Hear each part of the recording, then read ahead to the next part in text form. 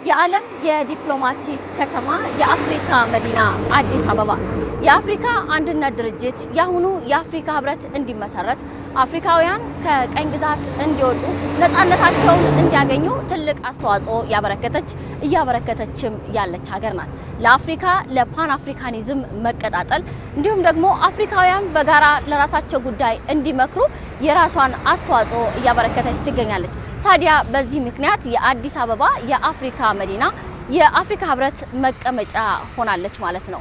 እኛም ታዲያ ኢትዮጵያ ለአፍሪካውያን የሰጠችውን ትኩረት በተለይ ደግሞ አፍሪካኒዝም ወይም ፓን አፍሪካኒዝም እንዲቀጣጠል ወይም እንዲስፋፋ ያበረከተችው አስተዋጽኦ ምን ይመስላል የሚለውን በተለይም በአዲስ አበባ ጎዳናዎቿ አፍሪካውያንን የሚያስታውስ የአፍሪካ ሀገራት ስያሜ የተሰየሙ ጎዳናዎች ምን ይመስላሉ፣ ማህበረሰቡስ ምን ያህል ያውቃቸዋል የሚለውን በዛሬው ፋና ኮርነር ሰዓታችን ወደ እናንተ እናደርሳለን። አብራችሁን ቆዩ።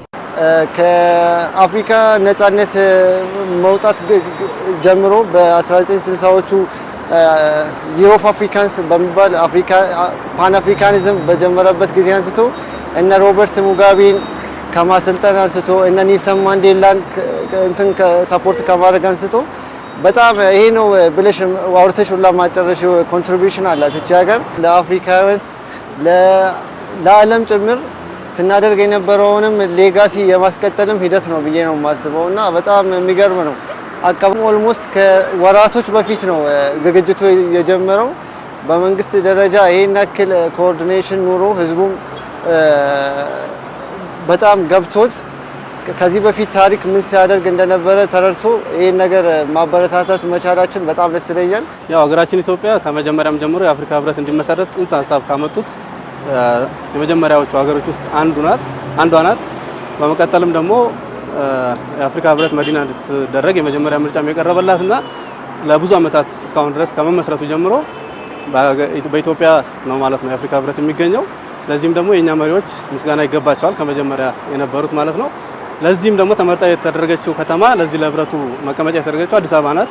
አዲስ አበባ እንደ ስሟ አዲስ ናት ሁሌም ማለት ነው። ከመጀመሪያው ጀምሮ የአፍሪካ ህብረት ምስረታ እውን እንዲሆንና አሁን የደረሰበት ደረጃ እንዲደርስ ኢትዮጵያ የነበራት አስተዋጽኦ የሚዘነጋ አይሆንም። ኢትዮጵያ ዝግጅቱን ለማከናወን ሽርጉድ እያለችና በፖስተሮች በአንዳንድ መገለጫዎች እያየሁኝ ይገኛለሁኝ። በጣም ደስ ይላል። ለሌሎች የአፍሪካ ሀገሮች ተምሳሌት የሆነች በቀኝ ግዛት ያልተገዛች ትልቅ ሀገር መሆኗ አንዷ ያረጋታል።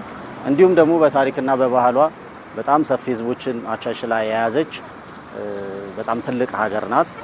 ያው የሰው ልጆች መገኛ የምትባል እስከመባል የደረሰች ጥናት የሚደረግባት እና ብዙ ያው ስፔሻሊ ኢትዮጵያ አፍሪካ ስንል ብዙ ሪሶርስ ያለበት ብዙ ሊሰራበት የሚችል ዓለም ወደ አፍሪካ ፊቱን ሊያዞሩበት የሚገባ ጊዜ ነው ብዬ አምናለሁ።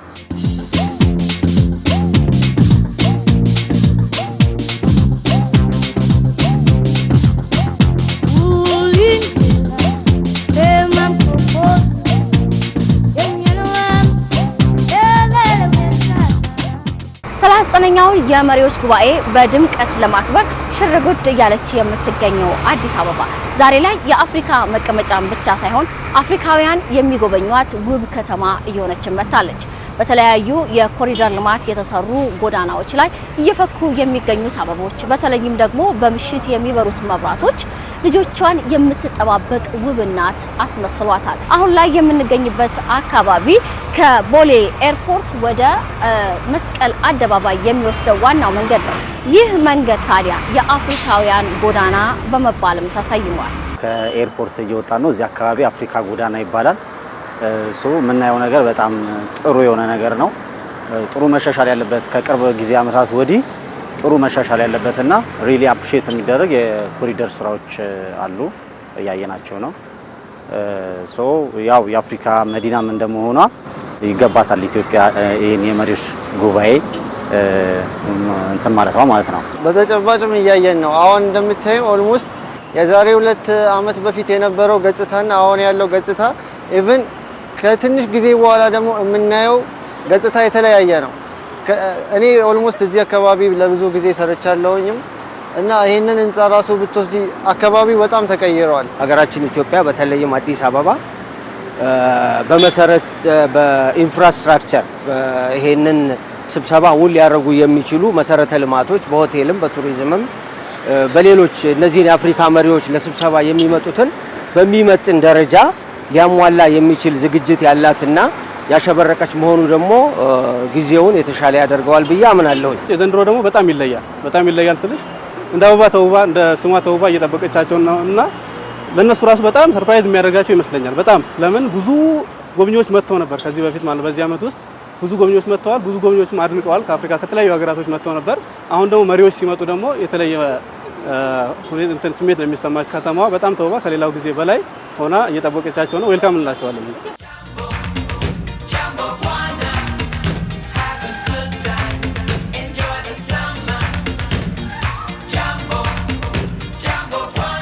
አፍሪካውያን ወደ አዲስ አበባ ወደ መዲናቸው ሲመጡ የሀገራቸውን ስሜት የራሳቸው ስሜት እንዲሰማቸው የተለያዩ ስራዎች እየተሰሩ ይገኛሉ።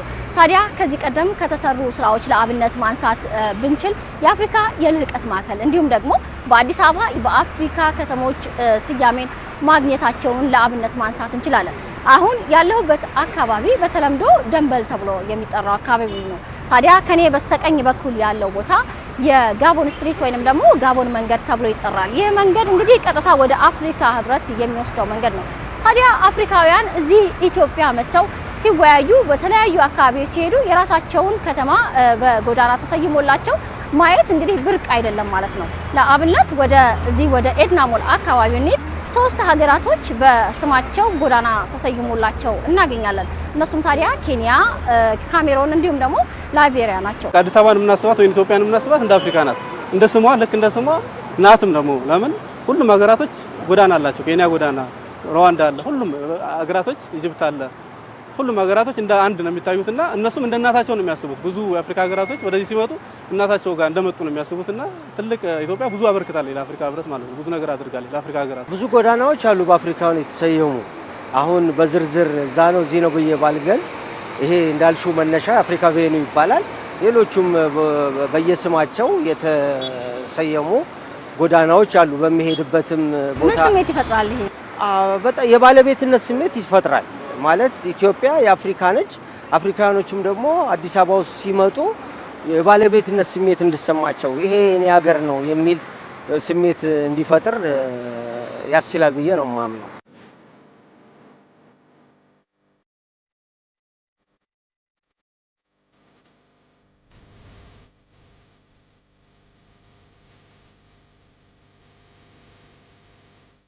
ዘንድሮ የአፍሪካ ህብረት ለየት የሚያደርገው ኢትዮጵያ ትልልቅ የሚባሉ ፕሮጀክቶቿን አጠናቃ ለአፍሪካውያን እህት ወንድሞቿ የምታሳይበት ልምድ የምታካፍልበት ጭምር መሆኑ ነው። ይህ መሆኑ ታዲያ አፍሪካውያን በጋራ አቅማቸው በራሳቸው አቅም ሀገራቸውን አህጉራቸውን ለማሳደግ እድል እንደሚፈጥር ይጠበቃል። መሪዎች ደግሞ ብዙ ጊዜ ተመላልሰዋል። እዚህ ከተማ ሲመጡ የተለያዩ ነገር ያዩ ነበር። አሁን ደግሞ ከዛ በጣም ኤግዛጀሬት የሆነ ነገር ነው ያለው። በጣም የተሻሻለ በጣም እንትን ያለ ነው። አምና ሲመጡ ብዙ እንትን ያደነቁት ነገር አድዋ ሙዚየም ታሪክ ኢትዮጵያ ከአፍሪካ ሀገራቶች እንግዲህ አንኮሎናይዝድ የሆነች ወይም ደግሞ በቀኝ ግዛት ያልተገዛች ሀገር ከዛ ውስጥ አንዷ ናት እና በዛ ምክንያት የአፍሪካ የአድዋ ድል መታሰቢያ ተዘጋጅቶ አይተውት ጎብኝተውት በጣም አድንቀውት ነው የሄዱት። እያንዳንዱ ዞረው ነበር የጎበኙት የዛኔ ሲመጡ። አሁንም ደግሞ ከዛ በተጨማሪ የህዳሴ ግድብ የአፍሪካ ትልቁ ግድብ ነው ማለት ነው እና ይሄ ግድብ ትልቅ ድል እንደሆነ ለአፍሪካውያን ያው ብስራት የሚነገርበት ነው። የሚያዩትም ነገር ሊሆን ይችላል። ስለዚህ በጣም ትልቅ ነገር ነው ያለው ኢትዮጵያ ውስጥ። ይሄ የህዳሴን ግድብ እንደውም ትንሽነቱን የሚያሳይ ሌላ ትልቅ ግድብና ሌሎች መሰረተ ልማቶች ሌሎች ፕሮጀክቶችን በመስራት የኢትዮጵያን አቅም ብቻ ሳይሆን የአፍሪካን አቅም ለዓለም ማሳየትና ዓለም ጋር ተወዳዳሪ መሆን የሚችልበትን ሁኔታ መፍጠር ይችላል ማለት ነው። ስለዚህ በጋራ መመካከር፣ በጋራ ለማደግ ለመስራት መጣር እውነታው የጎላ ይሆናል ማለት ነው። የሚመጡትን እንግዶች በሚሄዱበት አምባሳደሮች ያስተዋውቃሉ፣ ያምናሉ፣ ሪል ኢትዮጵያን ያስተዋውቃሉ እና ስለዚህ ኢትዮጵያን ለማስተዋወቅ በጣም ትልቅ አጋጣሚ ነው። በዚህ ስፍራ አፍሪካውያን ስለ አህጉራቸው ሰላም፣ ስለ አህጉራቸው እድገት በጋራ ስለሚሰሯቸው የተለያዩ ጉዳዮች በጋራ ከጥቂት ቀናት በኋላ ይመክራሉ። የአፍሪካ የድል ጮራ ፋና ወጊ የሆነችው ኢትዮጵያ የአፍሪካውያን መቀመጫ የሆነችው አዲስ አበባ 39ኛውን የአፍሪካ የመሪዎች ጉባኤ ለማስተናገድ ሽር ጉዷን ጨርሳለች። የዛሬው የፋና ኮርነር ሰዓታችን። ስለ አፍሪካና ስለ አፍሪካውያን በተለይም አዲስ አበባ ምን ያህል ተዘጋጅታለች፣ አፍሪካ ኢትዮጵያ ለአፍሪካውያን ያበረከተችው አስተዋጽኦ ምን ይመስላል የሚለውን የተለያዩ የአካባቢውን ሰዎች እያነጋገርን ቆይታ አደረግን። ሳምንት በሌላ ፋና ኮርነር ሰዓታችን እንገናኛለን። ሰላም።